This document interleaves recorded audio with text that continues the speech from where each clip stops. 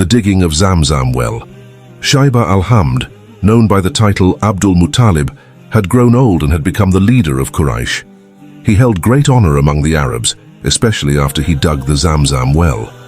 The well of Zamzam had been buried under the earth for a long time, and Quraysh only knew about it through ancient stories.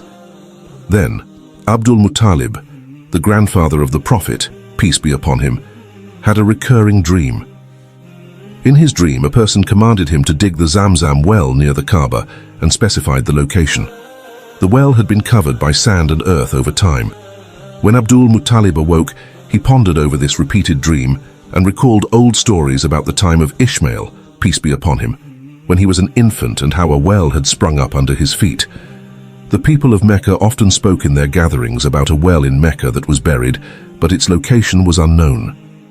Generations had tried to search for this blessed well of Zamzam, but they never found it.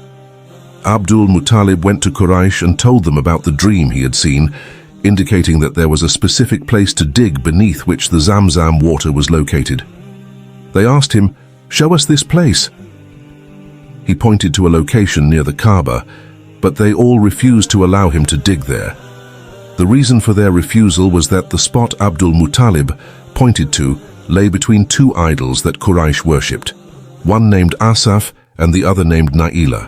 Abdul Muttalib tried to convince them, but they strongly opposed the idea.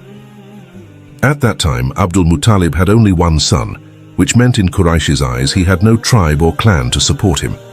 In those days, everything was based on tribal alliances. Without a strong family, it was hard to gain respect or protection. Abdul Muttalib felt immense sorrow and pain. He stood at the door of the Kaaba, his heart heavy with grief, and he made a vow to Allah, "If you grant me 10 sons who grow into strong men, and I am able to dig the Zamzam well, I will sacrifice one of my sons as an offering." Within a year, his wife gave birth to a second son, and each year she bore him another child, until the number of his sons reached 10. They grew up to be strong men, and Abdul Muttalib gained honor and power among Quraysh due to his large family. He was then able to dig the Zamzam well, and no one dared to stop him. The water flowed forth, and when Quraysh saw the water, they were overjoyed by his achievement. Now Abdul Muttalib was obliged to fulfill his vow, which was to sacrifice one of his 10 sons at the door of the Kaaba.